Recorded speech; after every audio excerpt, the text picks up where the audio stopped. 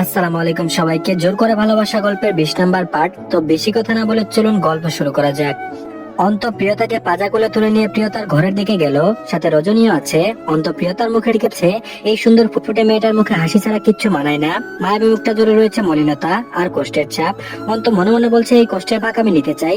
তোমার সব কষ্ট আমাকে দিয়ে দাও, তবুও তুমি কষ্ট পেও না। তোমার সুখের জন্য তোমার সব কষ্ট আমি মেনে নিতে রাজি আছি। অন্ত প্রিয়তাকে নিয়ে রুমের বিছানায় শুয়ে দিল। রজনী বালিশ দিল মাথার নিচে। রজনী আর অন্ত দুজন মিলে প্রিয়তার জ্ঞান ফেরানোর চেষ্টা করছে। চোখে মুখে পানি দিচ্ছে, তবুও জ্ঞান ফিরছে না। অন্ত বলল, ভাবি ওর কাছে থাকুন, আমি ডাক্তার নিয়ে আসি। অন্ত হাঁটা দিতে প্রিয়তা অন্তর হাত টেনে ধরে বলল, অন্ত ভাইয়া। অন্ত তুফানের গতিতে প্রিয়তার দিকে ফিরল। প্রিয়তা তার হাত ধরেছে দেখে অবাক হলো অন্ত।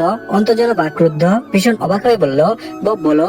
প্রিয়তা বলল, আপনার কাছে কোনোদিনও কিছু চাইনি, আজ চাইছি। আমার ভালোবাসা খুঁজে এনে দিন। শ্রাবণ আমার ভালোবাসা, আমি শ্রাবণকে ছাড়া বাঁচবো না।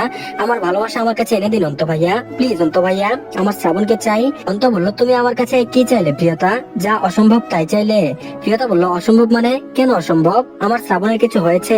প্রিয়তা বলল, তুমি আমার কাছে সুখ চাইলে আমি সুখ এনে দিতে পারতাম, কিন্তু শ্রাবণকে হয়তো পারবো না। প্রিয়তা বলল, আমার সুখী শ্রাবণ। অন্ত বলল, মাঝে মাঝে আমরা বিষকে অমৃত ভাবি প্রিয়তা, কিন্তু যখন ভেতর জ্বলে পুরো মৃত্যুর দিকে চলে যাই, আমরা শেষ হয়ে যাই, তখন বুঝতে পারি অমৃত ভেবে বিষ পান করেছিলাম আমরা। অন্তর কথা প্রিয়তার বুকের ভেতর কেমন যেন খা খা করে উঠলো। খারাপ ইঙ্গিত পেল। সে বুঝতে পারলো না তার কল্পনার বাইরে কিছু হতে চলেছে। অজানা এক ভয়ে বুক কেঁপে উঠলো। এর মাঝে আঞ্জুমান মাহবুবার প্রান্তিক প্রিয়তার রুমে প্রবেশ করলো। আঞ্জুমান সহ সবার মুখ থমথমে। প্রিয়তা সবার মুখে এমন ভাব দেখে বলল, কি হয়েছে? শ্রাবণ আসেনি? আঞ্জুমান কিছু না বলে প্রিয়তার হাতে একটা চিঠি ধরিয়ে দিল। থমথমে মোড়ে বলল, এটা পড়ো। যার জন্য কেঁদে কেঁদে সাগর বানাচ্ছ, তার আসল রূপ দেখো। আমরা তো তোমার পছন্দের মানুষকে মেনে নিয়েছি, কিন্তু তুমি কাকে পছন্দ করলে? আমরা নিষেধ করলে তো মানতে না। এখন দেখো তার আসল রূপ। প্রিয়তা আঞ্জুমানের হাতে থেকে চিঠিটা নিয়ে পড়তে শুরু করলো। চিঠিতে লেখা ছিল, প্রিয়তা, জানি না কখন এই চিঠি তুমি পড়বে। আমি তোমার কাছে ক্ষমাও চাইবো না, সারা জীবন অভিশাপ দিও, সমস্যা নেই। তুমি আমার আসল চেহারা জানো না, তোমাকে সরাসরি এসব আমি বলতে পারতাম না, তাই চিঠিতে লিখলাম। আমি তোমাকে কখনো ভালোবাসিনি, যা করেছি সব অভিনয়। আমার জীবনে ভালোবাসা বলে কিছু নেই। আমার উদ্দেশ্য ছিল তোমাকে আমার বিছানায় আনা, কিন্তু পারিনি। তার একমাত্র কারণ প্রান্তিক চৌধুরী। তোমার ভাইয়ের জন্য হাজারবার চেষ্টা করেও তোমার দিকে হাত বাড়ানোর সাহস পাইনি আমি। তুমি ছাড়া অনেক মেয়ে আমার জীবনে এসেছে, কত মেয়ে আমার বিছানায় এসেছে আমি গুনে রাখিনি। একটা মেয়ের সাথে এক রাত কাটানোর পর আমার আর সেই মেয়েকে ভালো লাগে না। অনেক মেয়ের চোখের পানি দেখেছি, আমি এসবে অভ্যস্ত। তোমার পিছে দীর্ঘদিন থেকেছি, অনেক বড় কারণ ছিল, সেই কারণ আমি বলতে পারবো না। আমি আমার উদ্দেশ্য সফল হতে গিয়ে ফেসে যাচ্ছিলাম। বিয়ে করার মতো ঝামেলায় পড়বো বুঝিনি। বিয়ের কথা আমি ভাবতেও পারি না, এসব আমার লাইফের রুলসে নেই। তবে রজনী মারাত্মক জোশ দেখতে। একটা আফসোস, মারিয়ার বোন আর বউকে নিজের বিছানায় আনতে পারলাম না। তোমার লতিফা খালার মেয়ের দর্শন আমি করেছিলাম। আমি সবসময় প্রান্তিক চৌধুরীর সর্বনাশ চেয়েছি। কেন চেয়েছি, কি কারণে চেয়েছি কোনোদিন বলবো না।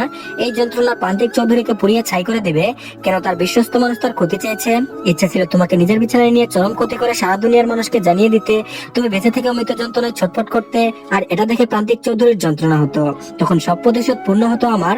কিছু হলো না, তবে তোমাকে ধোঁকা দিয়ে যেটুকু কষ্ট দিতে পেরেছি, এতেই আমার শান্তি। আমাকে খোঁজার চেষ্টা করো না, খুঁজেও লাভ নেই। আমি বিয়ে করবো না তোমাকে। তোমার প্রতি এক বিন্দু ফিলিংস নেই আমার। Good bye. প্রিয়তা চিঠি পড়া শেষ করে দেখলো হাতের লেখাটা শ্রাবণের। কেমন যেন শ্বাসকষ্ট হচ্ছে প্রিয়তার, নিঃশ্বাস নিতে পারছে না। বুকের ভেতর অসহনীয় ব্যথা অনুভব হচ্ছে। সেই ব্যথায় বুক ভেঙে চলে যাচ্ছে, রক্তক্ষরণ হচ্ছে হৃদয়ে। কোনোভাবে নিঃশ্বাস নিতে পারছে না, হাঁপানি শুরু হয়ে গিয়েছে। চোখের সামনে ভেসে উঠছে শ্রাবণের সাথে কাটানো সুন্দর মুহূর্তগুলো। চোখ দিয়ে অঝরে পানি ঝরছে। বুক চেপে ধরে বসে পড়লো। এখনই তার হার্ট অ্যাটাক হবে হয়তো। মুখ দিয়ে কোনো শব্দ বেরোচ্ছে না। হৃদয় ভাঙার আওয়াজ কি কেউ শুনতে পায়? হৃদয় ভাঙলে মানুষের সব থেকে বেশি ব্যথা অনুভব হয়, কিন্তু আওয়াজটা কেউ শুনতে পায় না। প্রান্তিক একভাবে তাকিয়ে আছে প্রিয়তার দিকে।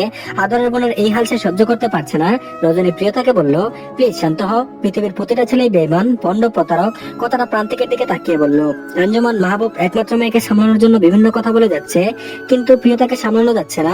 প্রিয়তার বিশ্বাস হচ্ছে না এসব, সে মেনে নিতে পারছে না এসব। অন্ত বলল, প্লিজ প্রিয়তা, তুমি কাঁদো, জোরে জোরে কাঁদো। না কাঁদলে মনের কষ্ট কমবে না, তোমাকে কাঁদতে হবে। মাহবুব প্রিয়তাকে বুকের সাথে জড়িয়ে ধরে বলল, আমার ভালো মেয়েটার সাথে এমন কেন হলো, কেন হলো? প্রান্তিক এগিয়ে এসে প্রিয়তাকে নিজের বুকের সাথে জড়িয়ে ধরে বলল, কোথায় কষ্ট হচ্ছে তোর, আমাকে বল। প্রিয়তা এবার প্রচন্ড জোরে হাউমাউ করে কেঁদে উঠলো।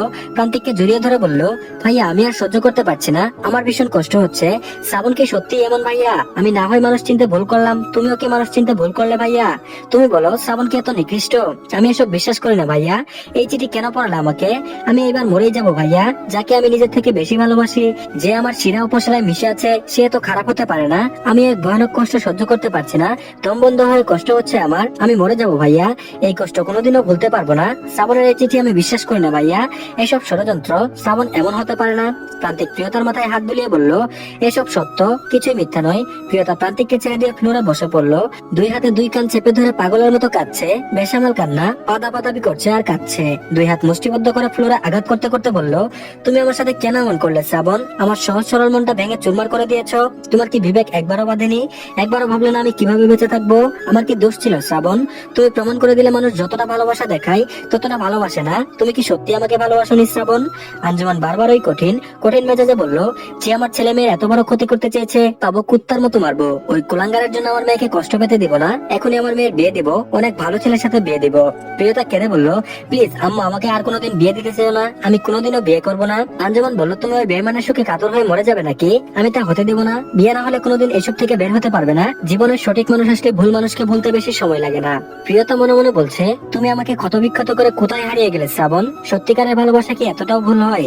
সত্যিকারের ভালোবাসার মতো পবিত্র অনুভূতিকে তুমি কেন কলঙ্কিত করলে শ্রাবণ? তুমি আমার না হলেও আমি বেঁচে থাকতে পারতাম, কিন্তু তোমার করা বেইমানি রাখাতে আমি মরে যাব।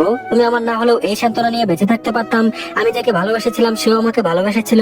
প্লিজ শ্রাবণ, ফিরে এসো, একবারের জন্য হলেও ফিরে এসো। ফিরে এসে বলো, এসব মিথ্যা, সব ভুল, আমার ভালোবাসার কোনো খাত ছিল না, এই চিঠি মিথ্যা, সব কথা মিথ্যা। প্লিজ শ্রাবণ, তুমি আমার বিশ্বাসকে মিথ্যা হতে দিও না। সবাই আমাকে নিয়ে হাসাহাসি করছে, তুমি ফিরে এসো, প্রমাণ করে দাও সব মিথ্যা। প্রিয়তার করুণ আর্তনাদের চার দেওয়ালের ইট পাথর বোধহয় কষ্ট পাচ্ছে, জড়বস্ত যন্ত্রণায় ছটফট করছে। রজনী এই মুহূর্তে প্রান্তিককে নিয়ে যে কষ্টটা পেয়েছে সেদিক দিয়ে প্রিয়তার যন্ত্রণা খুব ভালো করে অনুভব করতে পারছে। রজনী প্রিয়তাকে জড়িয়ে ধরে বলছে, বেঈমানদের জন্য কাঁদতে নেই প্রিয়তা, ওরা কখনো ভালোবাসে না, ওরা জীবনে আসে জীবনটা এলোমেলো করতে। ওরা প্রতিশোধ নিতে এসেছিল, প্রতিশোধ নেওয়া হয়ে গিয়েছে, চলে গিয়েছে।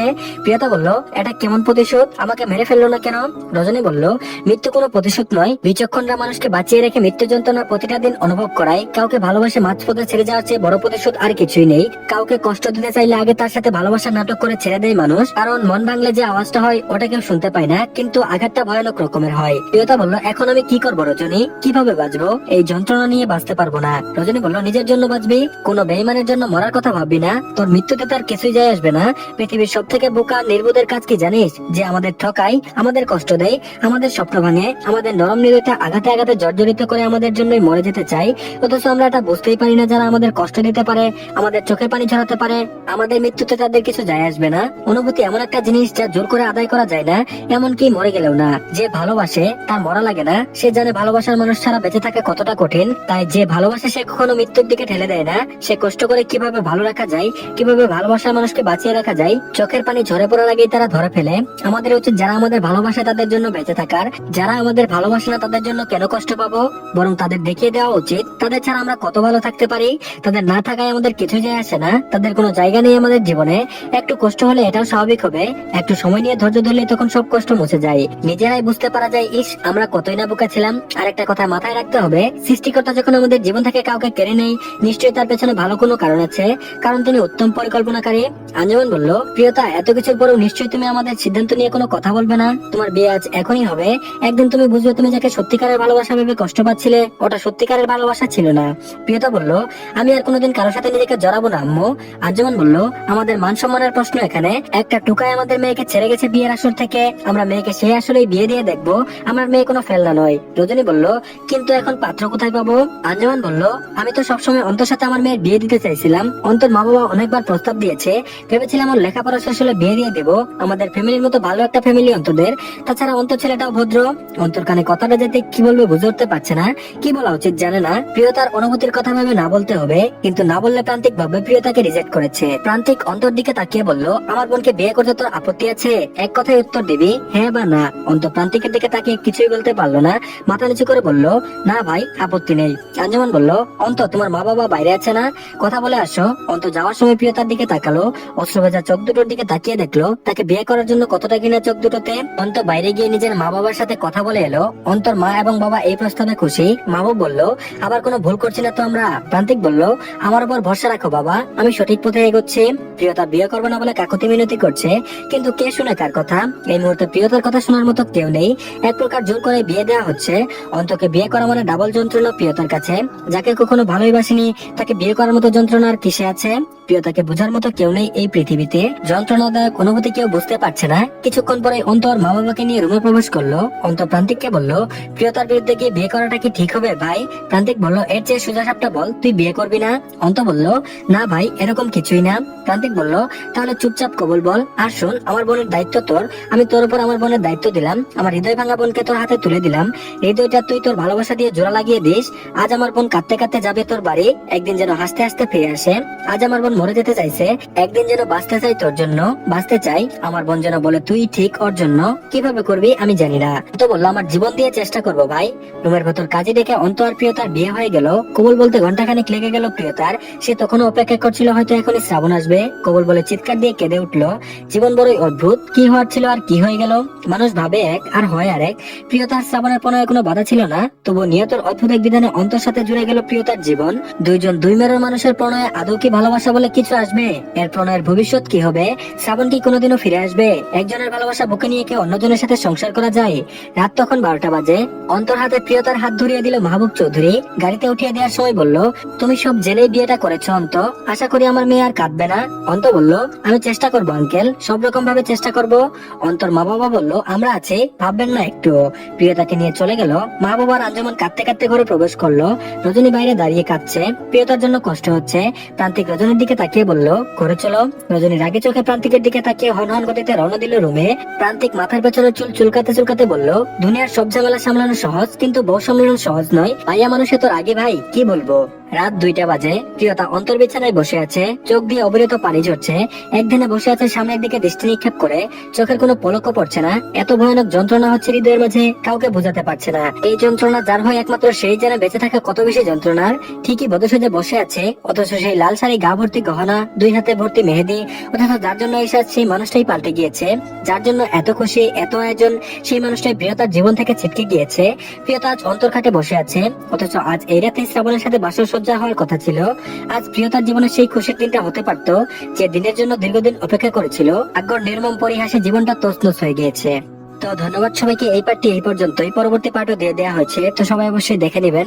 আর সবাই চ্যানেলটিকে সাবস্ক্রাইব করে দিন। আল্লাহ হাফেজ।